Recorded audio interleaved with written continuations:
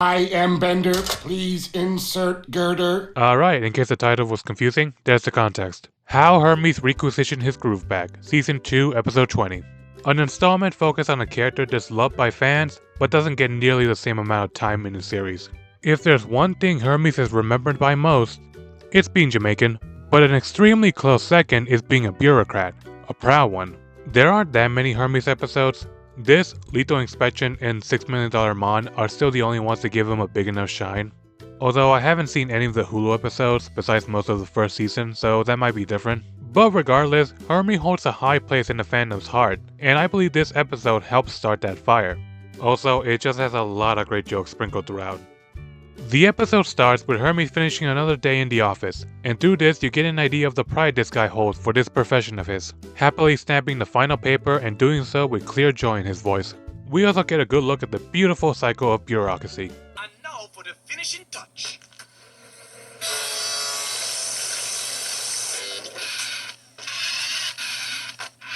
Suddenly, our man gets a message from the central bureaucracy over a sudden inspection expected for tomorrow. Hermes hopes that this checkup will give him the promotion to rise up to grade 35, one grade higher than he already is at. Meanwhile, Leela is having a poker party for her pals, and everyone from her old cryogenic job. Hermes is asked to stick around, but with the upcoming inspection, he instead chooses to rest the old Jamaican way, with a glass of warm milk and 8 hours of rest. Jamaican? I thought you were some kind of outer space potato man. You know, looking closer to his design... By the way, I love that the writers brought back these select characters.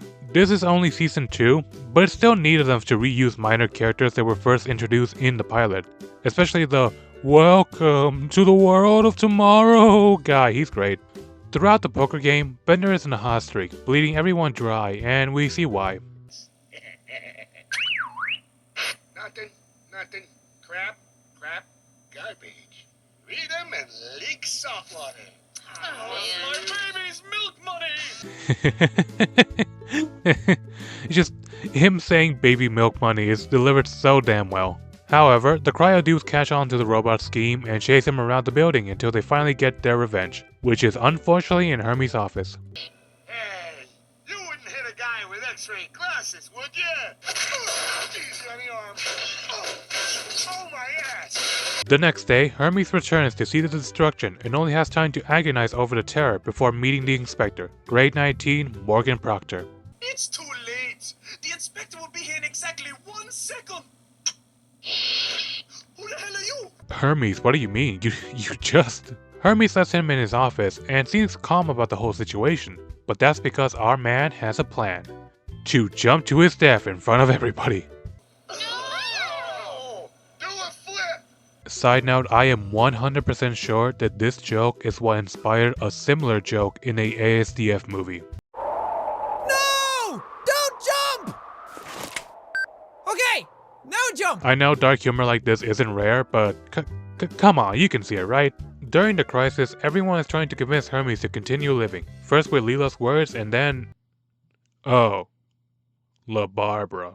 I do not care how cruel this take sounds. It actually seems pretty common, but I truly dislike La Barbara. She's probably the only character in the whole series I come close to actually hating. And the only thing that saves her from that position is a few scenes with her that make me snicker. Here's the thing, I wish I liked La Barbara, I really do. Like I said, she has some funny moments, I also like her design, and it's very easy for me to see her have unique interactions with other members of Planet Express. There is so much that can be done with her to make her as layered and well written as other fan favorites. But the writers barely do that. There is an iota of interesting concepts they add to her, but for the majority of her time, they instead play with the running gag of her having an affair with Barbados Slim. This was kinda funny the first few times it was done, but the longer it went on, it just got sad to watch, honestly.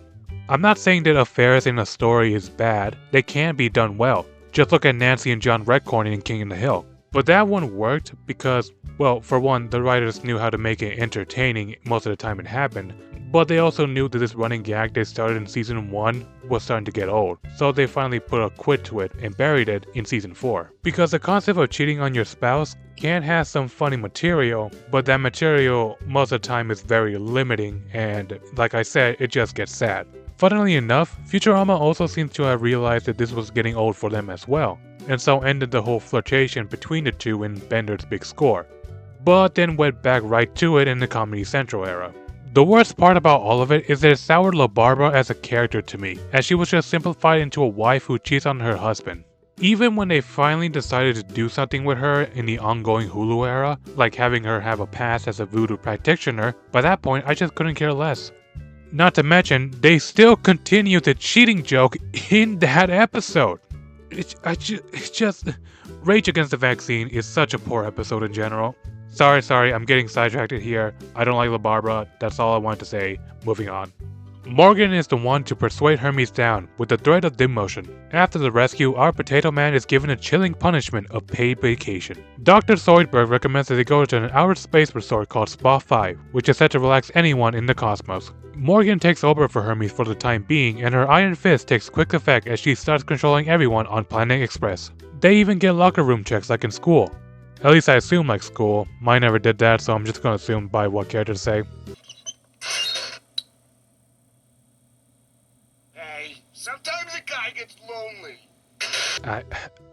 I got an idea of what they're implying, but the image of that tiny screw and Bender. Let's just move on. It's Fry's turn, and it's exactly what we expect from the human sloth.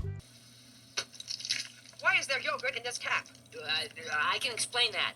See, it used to be milk and, well, time makes fools of us all. Morgan asks for a private moment with Fry, presumably to berate him for his nasty actions, but the polar opposite happens. She starts kissing him, and here we get the most known trait about the character, her kink for filth. It's a clever subversion, making this orderly and clean individual attracted to the slop, and someone like Fry is the sloppiest man imaginable for her. No, not like that. They continue their mingling in secret, as although Morgan is a freak, she ain't stupid and knows this is against the rules. Meanwhile, Hermes and LaBarbara are enjoying their vacation in Spa 5. Oh, did I say enjoying? I meant suffering, as Spa 5 is actually an underground labor camp and are forced to work like all the other guests. By the way, this Australian guy is hysterical. Me too, mate. I don't know why I go to him. Only has a few lines, but they're all fantastic. Back at the job, Morgan is demoting and changing roles for everyone there, with the only one getting promotions being Fry. Seeing the obvious weirdness with all of this, they ask Fry what's happening, but he keeps the secrecy going. The point is, it's Morgan's fault. That pencil pushing scazwag. Why, if she were here, Oh, is she behind me? No, I'm in front of you. This to me is a prime example on how to subvert a trope. It's simple but very effective. Later that night, Morgan shows up to Fry's apartment, saying a raccoon knocking down her trash bin reminded the lady of him, which our boy takes as a compliment. So, this is where you eat? Eat and sleep. Gross. They make nasty whoopee in a little nasty bed, but end up getting caught by Bender. Oh, now I see. Now I get it. Now the pieces are falling into place. The office, the promotion, that dwarf in my book club who steals my opinions. For the longest time, I really wanted to see this book club Bender was in. Just him being in that environment is so absurd. I want to see it. Futurama, make this happen and I'll actually go back and watch you. I swear I will. The next day, Bender, being the biggest meta diva known to man, can't wait to tell everyone at work about the spicy scandal between the two. But right in the middle of excitement, Morgan takes away the part of his brain that makes him who he is, turning him into just a standard bending unit. I am Bender. Please insert girder. Hey, there it is again! She sends the brain to the central bureaucracy, and Fry is obviously furious about this and throws a trashy fit, which just gets Morgan heated. Dirty boy! Dirty boy! I like to imagine that even though he's mad at her, Fry still does it with her in the office because, well, it's Fry, come on. With no reason to continue lying, Fry tells everyone everything. I couldn't help it. She loved me because of the part of me that's a slob, and I loved her because of the part of me that's desperate. God, that is just pathetic. And pretty relatable. Not the slop part though. I might be desperate, but my bed isn't my damn kitchen. Back in the mine, Hermes grows upset. Not at the slave labor though, no, not that. But at how much room there is for the process to be more efficient, like using the empty cars to weigh in the mining machinery. A guard hears this and makes it happen. Oh, Lord. which in turn gives Hermes a clear light on his destiny. He's not destined to work in a labor mine against his will for the rest of his life. He's destined to make plans to have others do that for the rest of their lives against their will. He is destined to be a bureaucrat. The crew sneaks into the central bureaucracy because that line, and must find their way to where Bender's brain is through this labyrinth of a building. Lots of great jokes while roaming, my favorite being the eyeball monster. At first it seems to be an alien, but I'm pretty sure it's meant to be a reference to a monster from Dungeons & Dragons. It just feels like a Family Guy bit, but in a good way. They get to where the brain is, which is unfortunately in the pile of seemingly thousands of red containers. A clear needle in a haystack conundrum. But, before they can even search the pile, Morgan catches them because she knew they would rather be doing this than their jobs, which is a really valid assumption to make, really. Just then, Hermes and La Barbara make his dramatic return, announcing his refreshed pride as a man in the bureau. My Hermes got that hellhole running so efficiently that all the physical labor is now done by a single Australian man. That always makes me laugh because I'm just left imagining that poor guy stuck in the mine doing all of that work. Oh god. I'll get more into this later, but right now another person makes a dramatic entrance, this time being number 1.0, the highest grade bureaucrat of all bureaucrats. I don't know if you guys can tell, but I'm getting real tired of saying bureaucrat. Hermes requests to have a chance to file and order all the red containers in order to find Bender's brain, which 1.0 allows, but with the risk of doing it all in just a couple minutes from closing time, or he'll have his grade revoked completely. Potato Man takes the challenge and files the entire pile, all while singing a Jamaican tune. Futurama has a decent number of original songs, and they can often vary in quality in my opinion, but the Bureaucrat song is absolutely up there. Besides the catchy beat and fun visuals, the lyrics are what steal the show. Throughout it, we get a light on Hermes' backstory, specifically the part that made him realize that even as a kid, he was always meant to become a bureaucrat. There's also a slight dig on bureaucrats themselves, saying they would do this annoying work even if nobody paid them. And the add-ons from other characters were pretty great, following the themes of doing what you love, even if it's a bad idea. But when push comes to shove, you gotta do what you love, even if it's not a good idea. Zoidberg! They said I probably shouldn't be a surgeon. They poo-pooed my electric frankfurter. They said I probably shouldn't fly with just one eye. It's quick, jumpy, and a complete blast of a song. Even if it's not a good idea. Bender, baby, please insert liquor. Bender is back and Hermes saves the day, but unfortunately he finishes early, the opposite of what a bureaucrat is meant to do, so he gets demoted a rank. Not only that, Morgan is still trying to keep control of Planet Express and attempts to fire Fry, but Hermes saves the day twice by finding a flaw in the woman's past interaction with a former lover. The relationship and the lover aren't really important, the important factor is that she only stamped the paperwork 4 times. I honestly don't know what that's got to do with any of this, but apparently that gets him his job back with the crew, and Morgan demoted? Fired? It's not made clear what happened to her. Hermes and La Barbara slowly ride off to the sunset, and things end with Zoidberg singing his song that's all about— oh, never mind, episode's over. That end cut really reminds me of the ending for that Simpsons episode, the 22 short films about Springfield. It's not a contest, but I do find the Futurama one funnier just because of Zoidberg's "oh" at the end. It always makes me laugh. And that was how Hermes requisitioned his groove back. Like I stated, this is still one of the biggest episodes to give spotlight to Hermes. The only other one that I saw have more screen time for the guy is $6 Million Mon, but even so, I prefer this over that one. $6 Million Mon isn't a bad episode, it's actually pretty good, but this one goes more to what makes Hermes, Hermes. It looks into his strategic business mind, his obsession with perfection along with rising the ranks, and most importantly, his genuine love for bureaucracy. Matter of fact, in the end, the guy realizes he has more enjoyment in the filing, stamping, and organizing of the work than getting the highest rank in the field. The love for what you're passionate about must have struck a chord with the audience because this installment holds a high place in most people's list. Not anywhere in the top 10, but somewhere always around the 20s. If only this also mixed in the man's athletic limbo history, then it would have been the perfect Hermes episode.